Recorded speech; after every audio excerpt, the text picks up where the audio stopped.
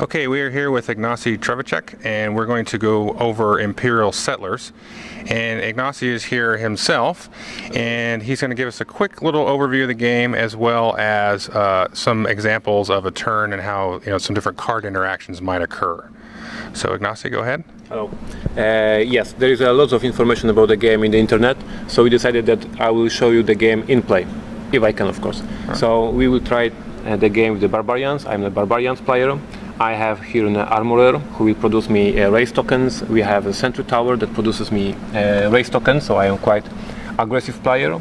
I have here a card, a pack that let me steal goods from the opponents. And I have one card that gives me wood if I send there people, and one card that gives me victory points if I send there people and wood. Yes, so these are basic. And now it's quite nearly live. Yes, we'll try to look for different cards and show you how the game can develop if I decide to put in play these particular cards. Yes, and how the game can develop. For example, I can decide to build a castle. This is a card castle. And this card would give me more cards. I can spend the people to get more cards. Yes, if you know card games, more cards in the hands is always better. Yes, so if I have a castle card, I'm very happy because I will have more cards and more possibilities to play. Yes, I can, for example, decide for a card that's Merchant Guild. Yes, and this card is a card that says, I will produce as many gold tokens, and gold is very important in this game, as many golden cards I have in my tableau. Every card in the game has color, gray, pink, red, etc. So if I have this card, I will try to look in my deck, yes, for the gold cards, because the more gold cards I have, the more gold I produce, yes. So it changes a little bit my strategy, because now I focus on these gold cards. Otherwise, I can, for example, build a card. Oh, Imperial Messenger. This is a card that lets me spend one man to once again get stuff from the deals. I will tell you about deals in a moment, but basically during the game we will have many deals, and in the production phase we get from the deals the stuff. Yes, with this card I can take once again stuff from the deals. Yes, so if I have this card, I go for the strategy with deals. Yeah, because now I need these deals to reactivate them once again. What else can happen? We can have, for example, a tavern. Tavern lets me discard a card to have many victory points, because cards are very important. So if I discard cards, I get many victory points. So if I have the castle, as you remember previously, I get cards in the tavern, I can sell them, etc., etc. So we have here 80 different cards in the common deck, and each of these cards push you in different direction. Yes, at the beginning of each phase, you have a draft phase, and you draft from the 5 cards. Yeah? So you have some choice and you have to decide what you do. For example, here we have Farmers at Work, and this card says that during production phase you can choose one of your production cards and activate it once again. Yes. So once again, if you have Farmers at Work, you put lots of effort to building as many as possible production cards, because you will have more choices. Yes, to activate them again. So choosing interesting cards that will work together, yes, is a crucial. For example, here, Carpenter's Workshop. This card says each time you build a brown location, you gain gold and victory points. So if I have this Carpenter Workshop, since then I'm looking, yes, in the draft phase, of course. Come on, you know this. I'm looking for a brown card, yes, because if I build a brown card now, it says each time you build, you get the stuff, yes. So my country is developing in a different direction once again, yes. So if you who watch this video are card gamers, and you know how these combos are creating, yes, how they work, you see these possibilities, yes. And what's more, because we have these 80 common cards that lets you do different stuff. But in the game we have 4 different factions, and each faction has its unique deck. And this unique deck is dedicated to this particular faction. So let's see once again, just simply live, what can happen if you have these discounts. Yes, for example, Expedition, spend race token to get 1 victory point, 2 victory points and 1 gold. So as you remember, we have a Armorer produces race tokens, Sentry Tower produces race tokens. So if I build Expedition, yes, I will be able to spend some of these race tokens to discard them to get many victory points. So this is quite interesting for me. Perhaps I want to have a village. Village gives me 2 people. two people are very important because they activate different cards. Yes. So if I have the village in my country, I have many people, and if I have many people, I can activate many action cards. So in this time, I can focus on action cards. Yes, because now I have these resources. Yes, to pay to activate them.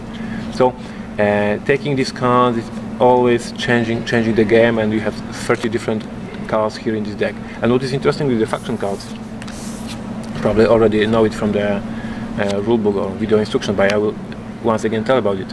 If you want to put in play a faction card, you have to discard one of your basic cards, because it represents that this is a common folk living over there, and if your nation comes, they say, okay, now it's ours.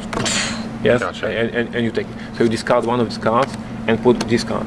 So it's not only a choice which of the faction cards you want to build, because each of them is very interesting, yes, but which of these common cards, which are good for you too, you have to discard, yes, to change your strategy, yes, because you have something very interesting for you, but this one may be more interesting, so you destroy and you put it like that, yes. So once again, choices and interesting directions, and this is the moment when the game is over and you lose or win, and you're thinking, I should do something different. Yes, this is always interesting when you, after the game is finished, you think, what was the mistake? Yes, what I could do better. Right. So there's lots of decisions, lots of different ways to play cards. Yes, with these faction cards, and another choice you have during the game, you can play it as a location. Yes, as a show, but each location can also be played as a deal. So that way, you pay food resource, you put it under the base, and since then you don't get ability of this card, but right. You get resources. Yes, so most of these abilities are very cool. You want them all, but you are not able to build everything. Yes, right. So some of them you have to, okay, it's very good, but okay, I'll take it for resources. Yes, and you put under the base, and since then you will be getting resources, etc., etc. 4 different factions.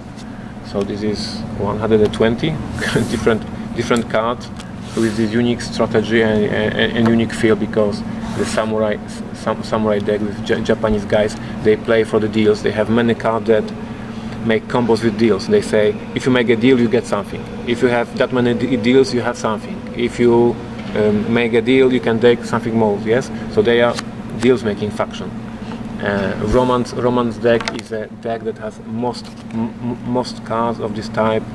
If you build something, you get something, because this deck is about building, because you have romance and you want to build as much as possible, yes? So okay. They have cards. If you build Roman card, you get gold. If you build grey card, you get gold or victory points. You got etc., etc., yes? So the more you build, the more you are powerful, yes? And this is the Rome deck. Barbarians are all about stealing, and they have so many cards that says you steal from the opponent's resource, you burn opponent's locations, you steal people from them, etc., etc., yes? So they are very nasty guys to play against. And we have Egyptians, and Egyptians are like in dark magic, and they can take control over locations of opponents. They can mess with their deck. They can force them to discard cards, etc., etc. So once again, very aggressive way. And I saw on the board game geek that some people were complaining about direct interaction, yeah, because right. When you play with your wife, you are not always happy to punch her in the face. Yes, but this game is like this. I mean, there is a variant that says peaceful variant, and in this case, you are not allowed to attack other people. Mm-hmm. But at the board game geek, I very clearly stated, even without attacking, even without raise tokens, yes, in play, you still have stealing, you still have discarding cards, etc., etc. So this game, either in this peaceful variant, still may be quite nasty. Mm-hmm. So mm-hmm. let's face it. And in the full mode, it's me or you, yes. Now, as far as the time period for each of the factions, does it kind of start off like an early kind of period and work into like a Middle Ages or more modern period, or how does that work?